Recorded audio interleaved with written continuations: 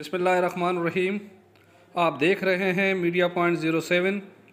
इस वक्त हम मौजूद हैं कौमी एहतसाब ब्यूरो अदालत में, जहां पर आज मौजूद अदालत ने बहुत बड़ा फ़ैसला सुनाया है।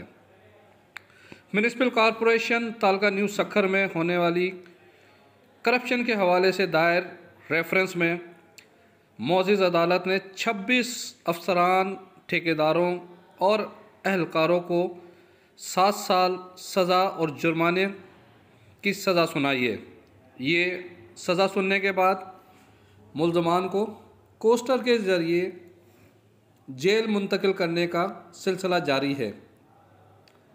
पुलिस की भारी नफरी इस टाइम मौजूद है और ये अदालत से एक एक करके मुल्ज़मान को बाहर लाया जा रहा है।